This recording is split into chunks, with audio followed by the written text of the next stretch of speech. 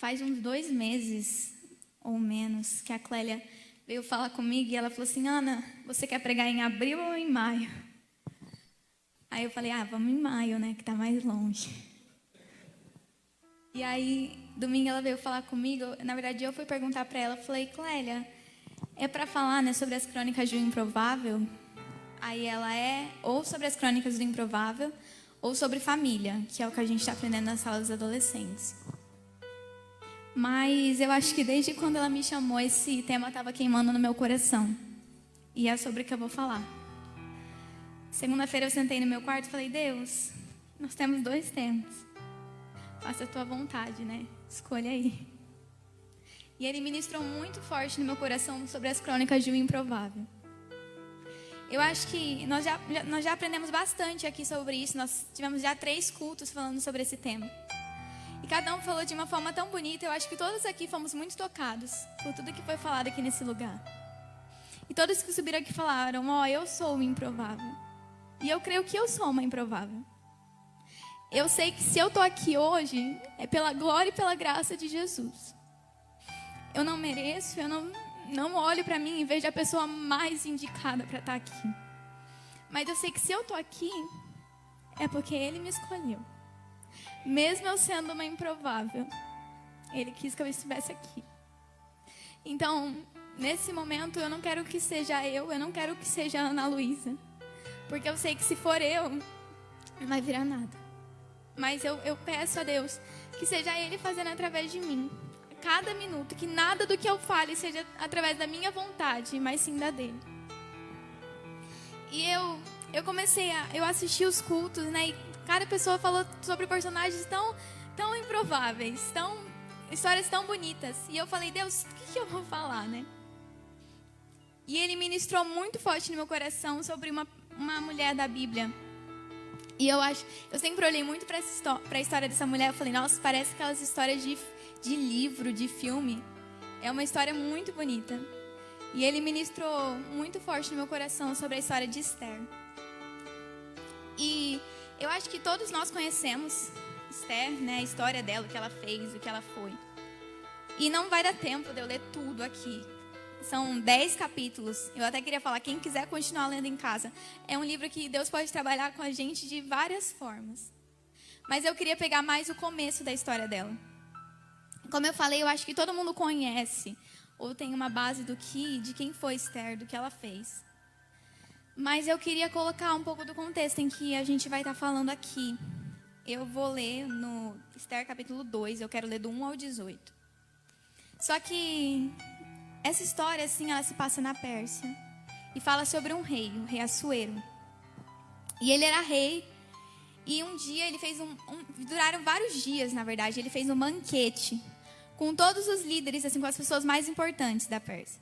E ele morava na cidade de Suzã. E todos foram para lá e fizeram lá um banquete. E ele era casado, a sua rainha, né? Ela era a rainha Vastes. E num desses dias, eles estavam, os homens separados. Diz aqui na Bíblia aqui que eles já estavam até bêbados. E as mulheres estavam em outro canto, fazendo também um banquete. Só que ele manda chamar a sua rainha, a rainha Vasti. Só que ela se recusa, ela não vai. Ela fala: não vou. E aí o oficial vai lá e fala: não vai vir. E assim, era uma coisa que não poderia acontecer. Porque quando o rei dá uma ordem, tem que ser cumprida. Ela era rainha, mas ele era rei. E então, assim, ela teve que ter realmente uma punição. E é onde eu quero ler aqui, só pra gente saber o que aconteceu com ela. Porque aí entra na história de Esther. Esther capítulo 1, eu quero ler só o 19. Que quem quiser abrir, senão eu vou lendo aqui. Diz assim: se bem parecer ao rei, promulgue de sua parte um decreto real que será escrito nas leis da Pérsia e da Média, e não poderá ser revogado, que Vasti nunca mais tenha acesso à presença do rei Xerxes. Além disso, que o rei outorgue a posição de rainha a outra mulher, cujo modo de ser seja melhor do que o dela. Então ela, assim, foi tirado dela o título de rainha. Ela não poderia mais ser rainha, nem mais na presença do rei ela poderia estar. E aonde que entra a nossa personagem aqui. Então eu queria ler com vocês um pouquinho. Eu quero ler do versículo 1, no capítulo 2, versículo 1 ao 18. Diz assim: Algum tempo mais tarde, quando a indignação do rei Assuero, Xerxes, havia passado, ele se lembrou de Vaste e de tudo o que havia ocorrido, inclusive do que ele próprio havia decretado a respeito dela e de sua punição. Então os conselheiros do rei sugeriram que se procurasse em todo o reino, presta atenção nessa parte, belas jovens, virgens para o rei, e que o rei nomeasse oficiais em todas as províncias do reino, com a missão de trazerem todas essas lindas moças ao harém da cidade de Suzã. Ali permaneceriam sob a tutela de Hegai, oficial responsável pelo harém, a casa das mulheres, onde deveriam receber um tratamento completo de beleza. A moça que mais agradasse aos olhos do rei seria conduzida à posição de rainha e ocuparia o lugar que fora de Vaste. Essa proposta muito agradou ao rei, e ele determinou que se colocasse essa ideia em execução. Extremamente nessa época, certo judeu da tribo de Benjamim, chamado Mordecai ben Jair Mardoqueu, filho de Jair, neto de Shime, Simei e bisneto de Quis, vivia na cidade de Suzã, onde o rei morava. Ele havia sido levado de Jerusalém para o exílio por Nabucodonosor, rei da Babilônia. Entre todos que foram presos e conduzidos ao cativeiro, juntamente com Jecomias, Joaquim, rei de Judá. Mardoqueu era pai de criação de sua prima Hadassa, também conhecida como Esther, em Persa, pois ela não tinha pai nem mãe. Esther era uma moça muito bonita e atraente, e Mardoqueu a havia trazido para sua casa depois da morte de seus pais, e a tratava com todo carinho como filha. Assim que a ordem e o decreto do rei foram proclamados, muitas jovens virgens foram conduzidas para a cidade de Suzã e confiadas a Hegai. Esther também foi levada para o palácio do rei e colocada sob os cuidados de Hegai, responsável pela casa das mulheres. Esther agradou sobremaneira os olhos do rei, pelo que ele decidiu favorecê-la. E logo mandou que se lhe providenciasse um completo tratamento de beleza e alimentação especial, além de 7 moças escolhidas do seu palácio que passaram a servi-la. Então Xerxes transferiu Esther com suas servas para o melhor aposento do harém. Contudo, Esther não havia revelado a qual povo e família pertencia, pois Mardoqueu havia proibido de falar sobre isso. Todos os dias, Mardoqueu passava diante do pátio da casa das mulheres, o harém, para saber notícias de Esther, se ela estava bem e tudo quanto lhe acontecia. Em chegado o momento de cada moça vir se apresentar diante do rei Xerxes, depois de tratada de acordo com todas as prescrições de boa alimentação e embelezamento para as mulheres do harém, cuja duração média era de 12 meses, ou seja, 1 ano. 6 meses com óleo de mirra e 6 meses com perfumes e cosméticos. Então a moça era encaminhada à presença do rei Xerxes e recebia tudo o que desejasse levar consigo da casa das mulheres para o palácio do rei. Ao pôr do sol, a moça era conduzida ao palácio, de manhã retornava para uma outra ala do além, que ali ficava sob os cuidados de Sasgás, oficial do rei responsável pela proteção e supervisão das concubinas.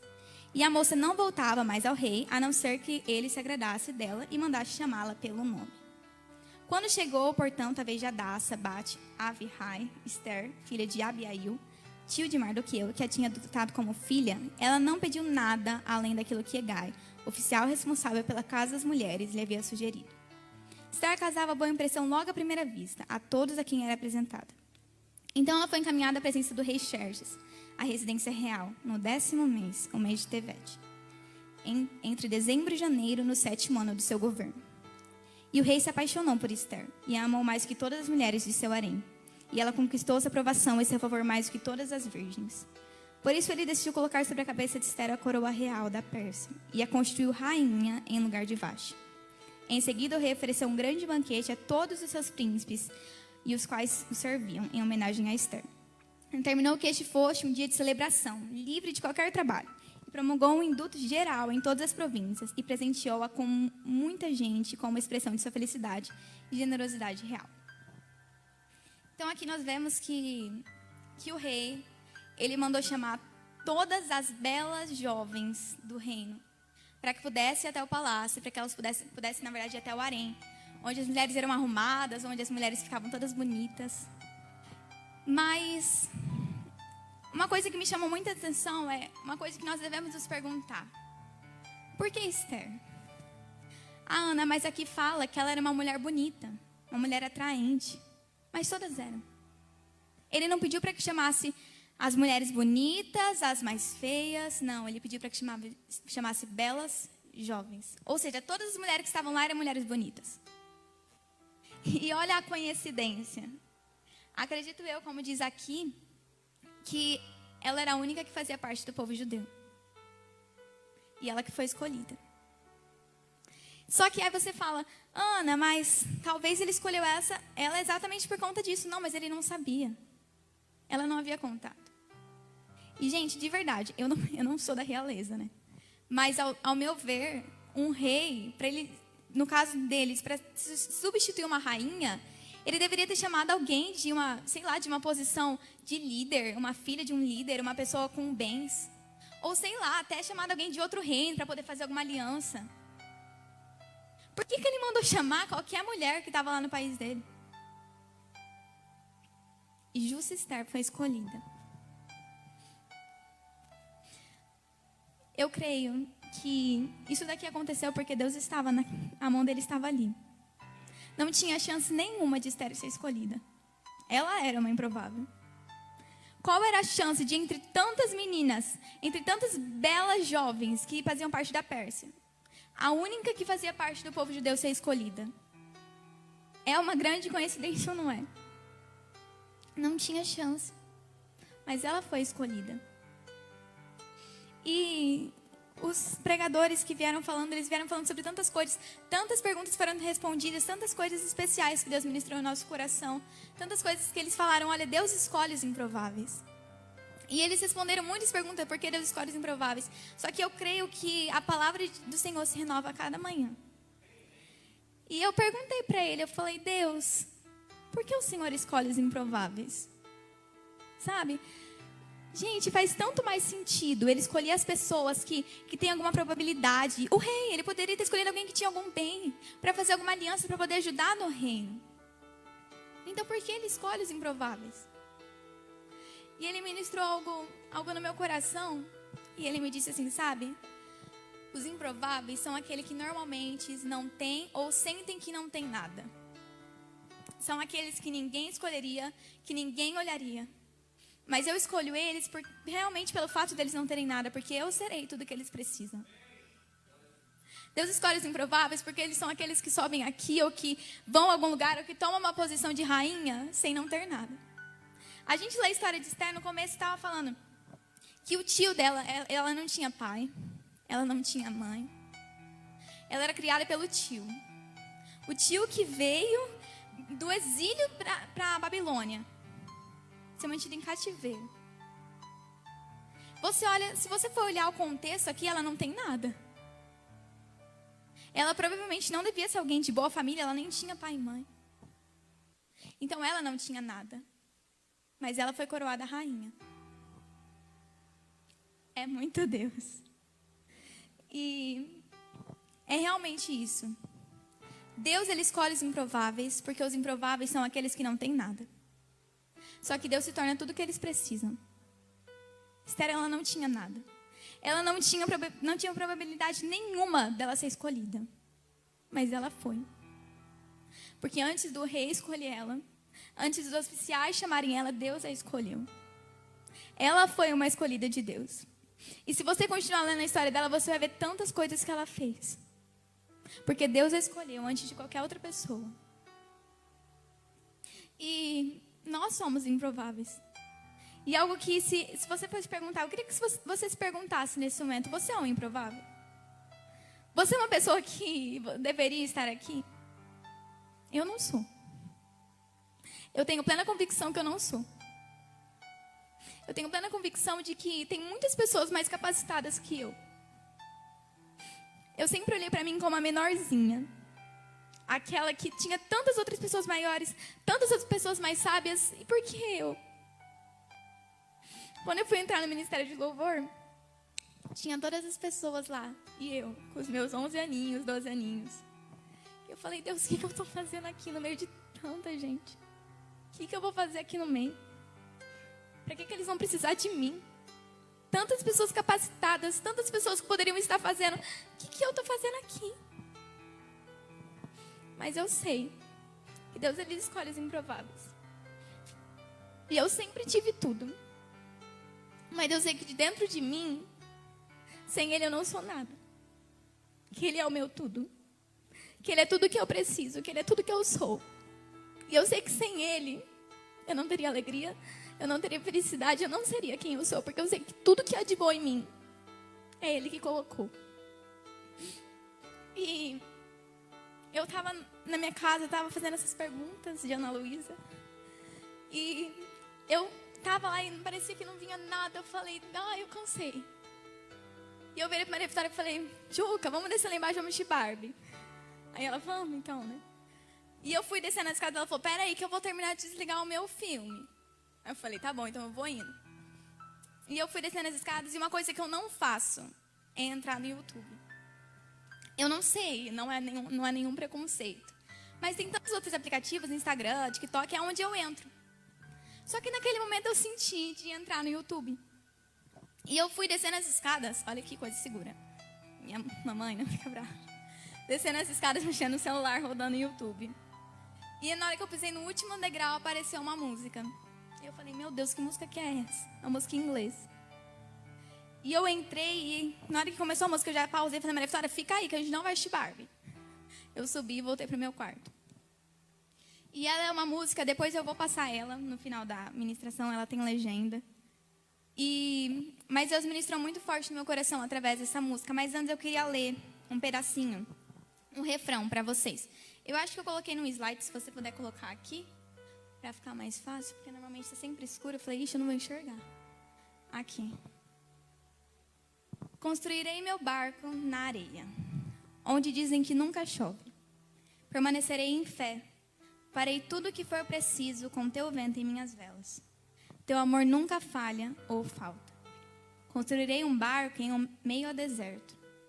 E quando a enchente e as águas começarem a subir, sim, eu navegarei na tempestade, pois estás ao meu lado.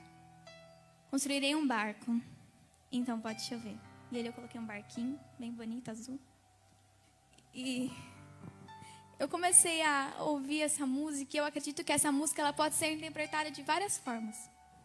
Mas Deus ele ministrou muito forte no meu coração sobre os improváveis através dessa música. E ele me disse assim, eu queria que você olhasse para você. Ele disse para mim, mas eu estou falando para vocês agora. Como se a gente fosse esse lugar deserto que eu li. Que diz assim, eu vou construir um barco num lugar deserto. Olhe para você agora como se você fosse aquele lugar deserto. Aquele lugar que não tem probabilidade nenhuma de nascer nada. Que não tem chance nenhuma de ter chuva. Ou muitas vezes nem pessoas sobrevivem naquele lugar. Porque é um lugar deserto. E quando você olha para um deserto, quando você olha para um lugar deserto, você fala, nem vou, né? Ali não nasce nada. Ali não vai acontecer nada. Porque é um lugar deserto. Mas aqui fala, eu vou construir um barco num lugar deserto. E eu fiquei, meu Deus, o que é esse barco? E ele disse assim, sabe? Como eu falei para vocês, Deus ele escolhe os improváveis, porque os improváveis são aqueles que não têm nada. Mas Deus se torna tudo o que eles precisam. Só que tem outra coisa muito interessante sobre os improváveis, que ele ministrou isso muito forte no meu coração. Exatamente pelo fato deles não terem nada, quando eles conhecem Jesus, quando eles vêm, me fala, quando Deus começa a fazer a coisa na sua vida, você não tem vontade de correr, de ir para o mundo todo e falar, olha, Jesus é lindo, Jesus é maravilhoso, não dá essa vontade. Porque a gente olha para a gente fala assim, Deus, como que eu vou fazer isso? Mas Ele faz. Então os improváveis, eles são aqueles que estão dispostos a fazer tudo por Jesus. Dispostos a lutar e dispostos a fazer como Esther fez. Sair da casa dela, ir até o palácio, participar de um concurso, transformar a rainha. Depois ela enfrentou o rei. Ela fez grandes mudanças, ela quebrou decretos, tudo para salvar o seu povo. E ela era uma improvável. E ela estava disposta a fazer tudo pelo seu povo. Só que agora eu queria que você olhasse para você e você começasse a se analisar. Você é um improvável. Eu perguntei para vocês, se você respondeu assim, eu sou um improvável. Então, olha para você agora, mas eu sou um improvável disposto? E agora, voltando ao assunto do barco. O que é construir um barco num lugar deserto? É você construir... Gente, não faz sentido nenhum. Não faz sentido. Você construir um barco num lugar que não tem água. Para que você vai fazer isso? Vai deixar lá o barco parado na areia? Não vai servir nada, só vai gastar o seu tempo. Então, o que é esse construir um barco? Esse construir um barco é construir projetos, é construir planos, é construir desejos, é construir a sua vida. Em tudo que Deus te falou dentro de você. É você ter a fé e a plena convicção de que tudo que Ele te prometeu vai ser cumprido. E de que você pegar todas as promessas, todas as coisas que Ele te deu, todas as coisas que Ele te deixou e começar a construir o seu barco. Começar a pegar a madeira e, aqui eu preciso melhorar. Aqui eu preciso consertar. Aqui tem uma parte que não podia estar assim. Agora eu preciso colocar a vela. Agora eu preciso fazer isso. Agora eu preciso fazer aquilo. Porque, gente, ninguém aqui é perfeito. Por isso que nós devemos construir um barco. Para poder ir arrumando o que tem de errado aqui. Para poder ir consertando o que não está certo, o que não está no lugar. Só que deixa eu te falar uma coisa. Alguém só constrói um barco num lugar deserto se tem fé. Porque construir um barco num lugar que não tem água não faz sentido nenhum. Alguém só constrói um barco. Alguém só conserta o que tem aqui dentro. Alguém só conserta a sua vida. Numa pessoa que não tem nada. Por fé em Deus. Por fé nas promessas. Por fé nos planos, nos propósitos que Ele tem para a sua vida. E eu queria colocar aqui uma situação de Esther. Para vocês terem um pouco mais a noção do que é construir um barco. Esther, ela estava lá na sua casa, plena, maravilhosa. E de repente, imagina a cena. Bate um oficial, vamos pro palácio. Você é bonita, vamos lá, vamos ser rainha. E construir um barco é essa ação que ela fez. De sair da casa dela e ir até o palácio, sem ter probabilidade nenhuma de ser escolhida. Ficar um ano, presa dentro de um harém, para ser cuidada, embelezada, sendo que podia chegar lá no final, não dá nada. Ela ia embora, não gostei de você, vamos embora. Então é assim. Você construir um barco num lugar que não tem água, é a mesma coisa que você confiar nos projetos que Deus tem na sua vida, sendo que você não tem capacidade nenhuma de fazer. Só que se você constrói um barco com Deus, martelando, consertando onde está errado, fazendo o que tem que fazer, mesmo não tendo água nenhuma, vai chover. Mesmo não tendo probabilidade nenhuma dela ser escolhida, ela foi coroada rainha. Mesmo não tendo probabilidade nenhuma dos projetos, dos planos, de tudo que Ele colocou no seu coração, de cada sonho acontecer, se Ele prometeu, é porque Ele vai cumprir. E uma prova disso que Ele colocou na minha vida é que ninguém na minha família canta. E quando meu pai tenta, vou brincar. E a minha mãe está procurando uma oportunidade. Mas, enfim, ninguém canta. E eu não sei porque eu nasci cantando. Não, se juntar a voz dos dois, não vai nascer uma pessoa que canta. Mas eu nasci cantando. Mas, e eu sei que se eu nasci do jeito que eu nasci, é porque Deus quis assim. E quando eu era pequenininha, eu fazia parte do coral infantil. E eu me sentia, né? Eu falei, nossa, faço parte. Mas o tio Fernando falava, vai, faz esse solo, faz aquilo, faz isso. E eu comecei a olhar. Eu falei, tantas crianças. A minha voz não é mais... A minha voz... O que tem a minha voz? Por que eu? E eu fui crescendo. E eu fui vendo tudo que Ele tinha feito na minha vida. Todas as oportunidades que Ele tem me dado. Tantas coisas que Ele tem feito. E eu sei que se Ele está fazendo isso, é porque um dia eu me levantei. E eu fui em todos os ensaios. E eu lembro que quando eu comecei no Ministério de Louvor, eu vinha todos os dias 6 horas com o meu pai. E ficava lá em cima, sentada na cadeira, olhando. E ensaiando e ouvindo. E toda hora que começava o culto, eu descia. Não é pra mim glorificar, não. Porque eu sei que quem fez isso por mim, eu sei que quem me deu essa oportunidade foi Deus. Mas o que eu quero falar pra vocês é que às vezes a gente fala, por que não tá acontecendo? Por que não tá dando certo? É porque você não se levantou. Deus, ele faz coisas, mas Deus falou que ia fazer, Ana, ele vai fazer. Só que Deus, ele é o Deus das coisas impossíveis. Ele faz o que não é provável. O possível você consegue fazer. Então, às vezes, é um momento da gente começar a se levantar, ia começar a martelar, ia começar a arrumar onde está quebrado, começar a construir o nosso barco, mesmo que não, você pense que não vai dar certo, mesmo assim, confie nas promessas que Ele tem na sua vida. Porque eu tenho absoluta certeza de que todos que estão aqui têm promessas, têm sonhos, têm projetos que Deus projetou para a vida de cada um. E tem uma frase muito interessante, fala: a fé move montanhas. Isso é verdade. A única coisa que pode te impedir de não viver o que Ele tem para sua vida é a falta de fé. Então confie, creia e tenha plena convicção de tudo que Ele te prometeu, Ele é fiel para cumprir. Porque Ele não escolhe as pessoas com capacidades, Ele não coroa rainhas que têm tudo. Tudo que Ele faz é porque Ele pega na mão das pessoas e caminha com elas. E não é uma palavra muito grande, mas eu queria ler com vocês. O Júlio falou sobre... Ele leu bastante esse versículo semana passada, por isso que eu não vou ler, eu vou ler outro. Mas ele falou que Deus usa as coisas fracas para confundir os fortes. Isso é verdade.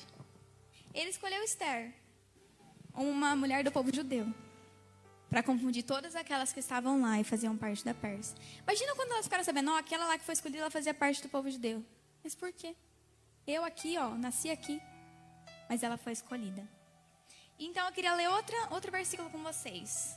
Na verdade eu queria ler 3 versículos. Está em Ezequiel 37, do 4 ao 6. E ele me disse: profetiza, pois, sobre estes ossos e ordena-lhes: ossos secos, ouvi a palavra do Senhor. Assim declara Yahvé, o eterno e soberano Deus, a estes ossos: farei entrar em vós o fôlego de vida e revivereis. Eis criarei tendões e músculos, farei surgir carne e estendereis pele sobre todos vós. Porei respiração dentro de cada pessoa e os farei viver novamente. Então entendereis que eu sou Yahvé, o Senhor. E o que eu queria falar para cada um de vocês aqui nessa noite é o que Deus ministrou muito forte no meu coração. Se tem coisas que você sonha, se tem projetos que você imagina, se tem propósitos que Ele te prometeu, tantas coisas que Ele falou para a sua vida. E se hoje você olha e você fala assim, não vai acontecer. Ou se você olha para você e você vê uma pessoa totalmente quebrada, que não tem capacidade nenhuma de fazer nada. Eu queria te dizer que você tem um Deus, que Ele é capaz de reviver tudo. E que se Ele te prometeu, Ele cumpre. Tudo que Ele te prometeu, Ele vai cumprir. E você tem um Deus que tudo que precisar ser consertado, Ele vai pegar na tua mão e vai consertar com você. Você tem um Deus que se aqui está doendo, vamos consertar isso, vamos curar isso. Ele está disposto, gente, Ele não tem preguiça de olhar para você. A Vitória acabou de falar de 7 bilhões de pessoas no mundo, Ele olhou para você. E você acha que Ele vai ter preguiça de te ajudar? Ele está acordado 24 horas olhando e orando por você. Orando não, né, gente, porque Ele é Deus. Mas olhando por você. Cuidando, vendo que precisa ser consertado. Porque o que tiver morto aí dentro, Ele conserta. O que tiver doendo aqui dentro, Ele vai consertar. O que tiver doendo, Ele vai curar. Tudo o que precisa ser feito. Ai, Ana, mas é impossível. Para Ele não é. Uma coisa que eu aprendi na minha vida é que Deus, Ele não é o Deus da lógica. Ele é o Deus de fé. Ele não trabalha com lógica, Ele não trabalha com as coisas possíveis aos olhos humanos. Ele trabalha com a fé das pessoas. E é de acordo com a sua fé, de acordo com o que você crê, que Ele faz as coisas na sua vida. Como eu falei, não é uma palavra grande, mas eu sei que se eu falar mais alguma coisa além disso, pode ser coisa que venha de mim, e eu não quero isso. Então, antes de terminar, eu queria passar a música que eu falei para vocês. Ela é em inglês, mas ela tem todas as legendas. Prestem atenção na música e para vocês verem como resumiu tudo isso daqui que eu falei. E antes de colocar, o que eu queria falar para vocês é que independente do que as pessoas dizem, independente do que você sente sobre quem você é, enfrenta tudo, faça tudo pelo seu Deus. Pois mesmo Ele olhando para você e vendo uma pessoa que não tinha nada, Ele fez tudo por você. Mesmo Ele olhando para você e vendo uma pessoa que não era provável, Ele morreu por você, Ele cuidou de você, Ele fez com que você nascesse. E Ele tem planos para a sua vida. Não deixe que nada te impeça de viver o que Ele tem para a sua vida. Enfrente tudo e todos se for necessário. Para que Deus possa ser aquele que prevaleça na sua história. Amém? Prestem atenção na música. Pode soltar. Deixa eu sair.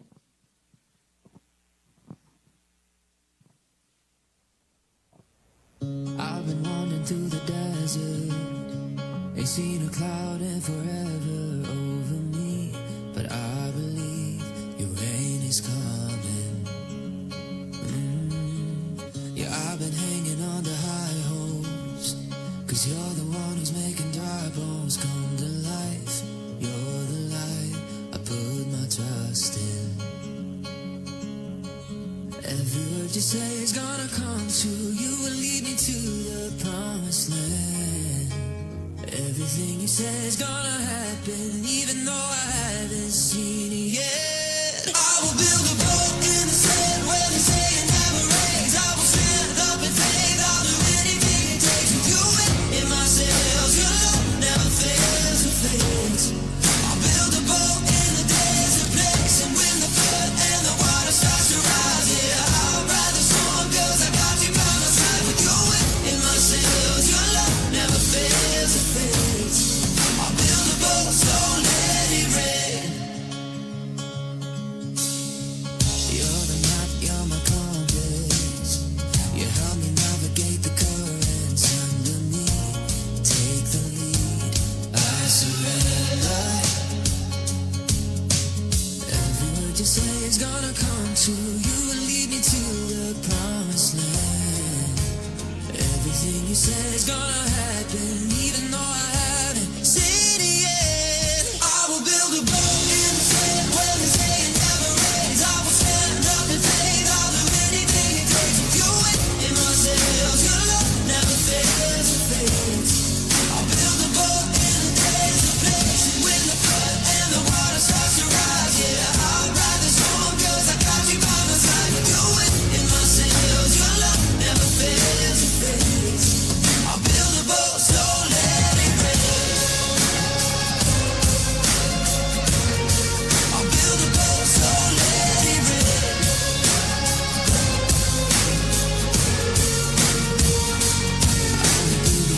In the sand where they say it never rains, I will stand up in faith. I'll do anything it takes with you and in my sails. Your love never fails or fades. I'll build a boat in the desert place, and when the flood and the water starts to rise, yeah, I'll ride the storm 'cause I got you by my side. With you in my sails, your love never fails or fades. I'll build a boat, so let it rain. Então é isso, gente. Construam seus barcos. Sintam prontos, pois eu ainda tenho muito para fazer na vida de vocês. Amém? Aleluia. Glória a Deus. Eu queria chamar a Clélia. Amém?